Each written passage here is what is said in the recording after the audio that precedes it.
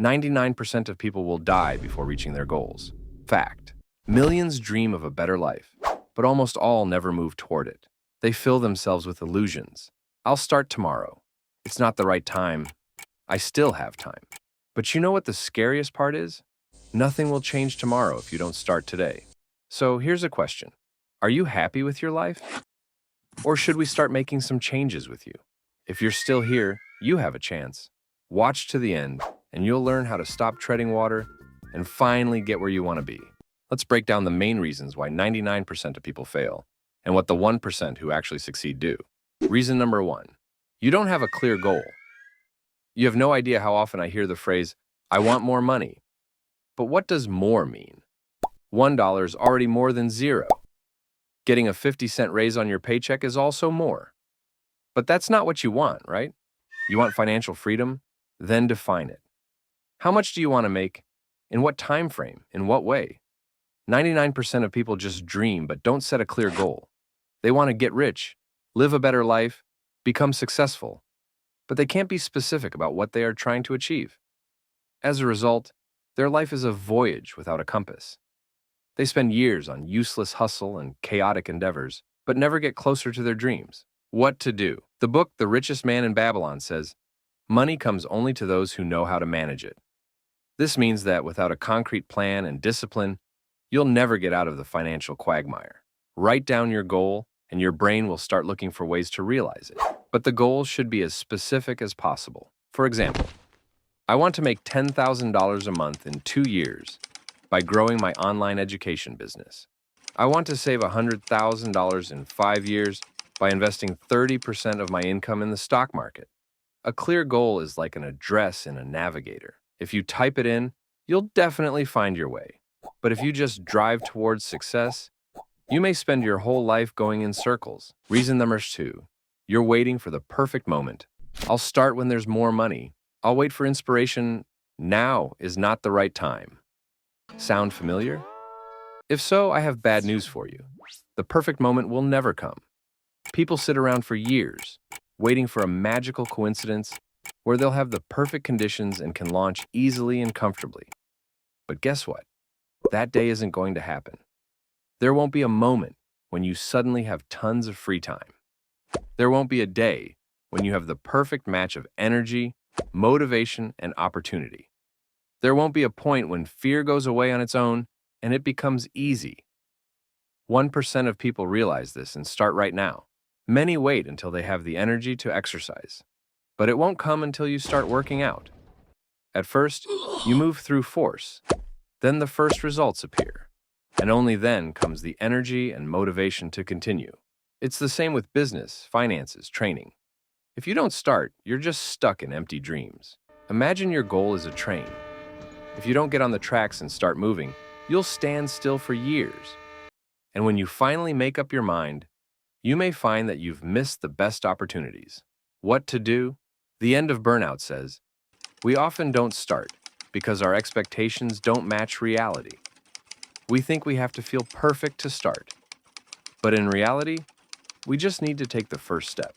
Right now, ask yourself the question, what have I been putting off for too long? What small step can I take today to jumpstart the process? Stop waiting. Get started, even if you're not ready.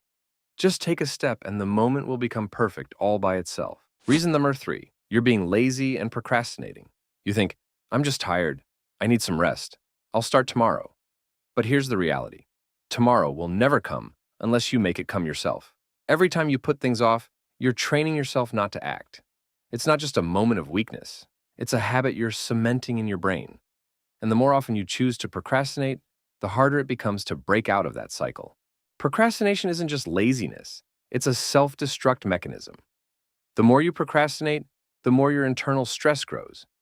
You end up living in constant tension because you know you should do something, but you don't. Your conscience presses, your anxiety grows, but you keep putting it off. And now you're stuck in a vicious cycle. Now be honest. How often have you put things off and then blamed yourself for it? You lose days, weeks, years, but you end up coming back to the same thing, the realization that nothing will change without action. You lose more energy on procrastination than on the work itself. What to do? The book Brain Chemistry explains that laziness is not a weakness, it's biology. The brain is designed in such a way that it always chooses the path of least resistance. If you're used to lounging instead of working, your brain will automatically suggest Netflix, TikTok, and the couch instead of real action. But here's the good news.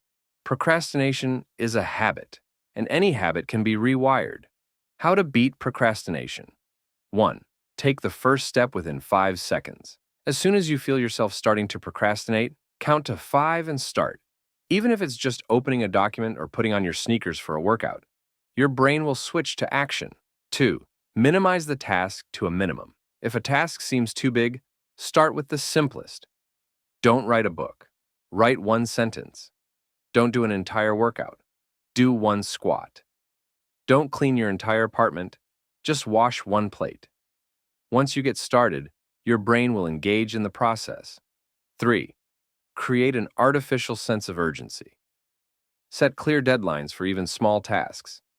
Set a timer for 10 minutes and promise yourself to stop if you don't want to continue. Spoiler, you'll keep going. 4. Do it even if you're not in the mood. Professionals work on a schedule, not on inspiration.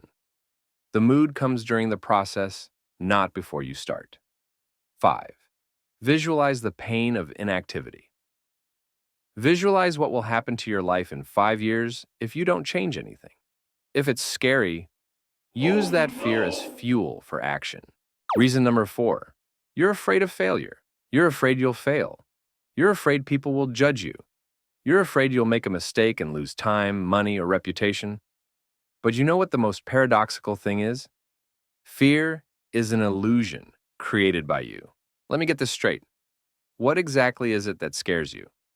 Failure? But what is failure? It's not a disaster, but an experience that makes you stronger. It's through mistakes that we learn, adapt, and grow. Look at the most successful people.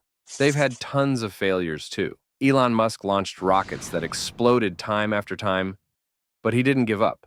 And now, SpaceX is doing what once seemed impossible. Steve Jobs was fired from his own company, but came back and created revolutionary products.